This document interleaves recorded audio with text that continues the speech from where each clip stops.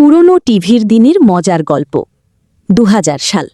গ্রামের নাম চাঁপাইনবাবগঞ্জের ছোট্ট পাড়া হাঁসখালি। এখানে টিভি ছিল একটা দুর্লভ জিনিস। মোবাইল তো দূরের কথা, ল্যান্ডফোনও খুব কম। বিকেল হলেই ছেলে বুড়ো সবাইয়ের একটাই চিন্তা, আজ কার বাড়িতে টিভি চলবে। সবচেয়ে বড় টিভি ছিল হাজি সাহেবের বাড়িতে। ২১ ইঞ্চি কালার টিভি, সাথে বিশাল অ্যান্টেনা। হাজি সাহেবের ছেলে রুবেল ঢাকা থেকে এসে সেটা লাগিয়েছিল। খবরটা ছড়িয়ে পড়ত বাতাসের চেয়েও জোরে।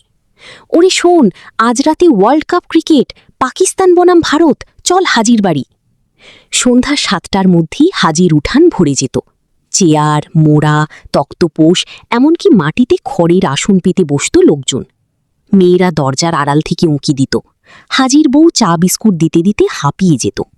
কিন্তু সমস্যা ছিল একটা, টিভির সিগন্যাল। বৃষ্টি হলেই অ্যান্টেনা নড়ে যেত। তখন ছোট রুবেল, হাজির নাতি, ছাদে উঠে অ্যান্টেনা ধরে দাঁড়িয়ে থাকত। একটু ডানে, আরেকটু বাঁয়ে, ওয়াও, স্পষ্ট দেখা যাচ্ছে। নিচ থেকে চিৎকার উঠত, ঠিক আছে রে বাবা, নড়িস না। একদিনের ঘটনা, ম্যাচ চলছে, শাহিদ আফ্রিদি ব্যাট করছে। উত্তেজনায় সবাই চেঁচাচ্ছে। হঠাৎ বিদ্যুৎ চলে গেল, পুরো পাড়া অন্ধকার। হাজি সাহেব চেঁচিয়ে উঠলেন, আরে কে আছে, জেনারেটর চালা। জেনারেটর নেই। তখন একজন বুদ্ধি বের করল, চল মোমবাতি জ্বালিয়ে টিভির সামনে বসি, অন্তত আওয়াজ তো শুনব। সবাই মোমবাতি জ্বালিয়ে টিভির সামনে গোল হয়ে বসল। অন্ধকারে শুধু টিভির আওয়াজ আর মানুষের চিৎকার। কেউ বলছে আফ্রিদি আউট, কেউ বলছে না রে, ৬ মেরেছি। আসলে টিভি বন্ধ, সবাই নিজের মনে কল্পনা করছে। আরেক দিনের মজার ঘটনা, বাড়িতে নতুন ভিসিআর এসেছে। হাজির ছেলে ঢাকা থেকে কয়েকটা পুরনো ক্যাসেট নিয়ে এসেছে।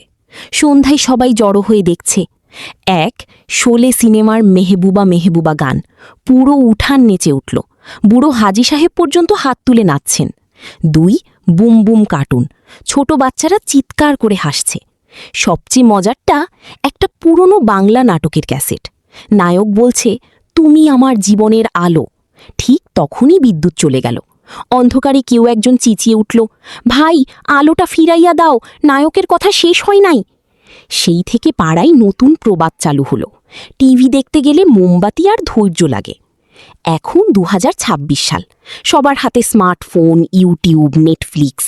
কিন্তু যখনই কেউ পুরনো দিনের কথা বলে, সবাই হেসে বলে, মনে আছে হাজির বাড়িতে অ্যান্টেনা ধরে দাঁড়িয়ে টিভি দেখা? সেই দিনগুলোই ছিল আসল মজার। শেষ কথা, টিভি না থাকলেও মানুষ ছিল। একসাথে বসে হাসি, চিৎকার, ঝগড়া আর ভালোবাসা ছিল। আজকের একা একা মোবাইল দেখার চেয়ে সেই দল বেঁধে টিভি দেখার দিনগুলো অনেক বেশি আকর্ষণীয় ছিল।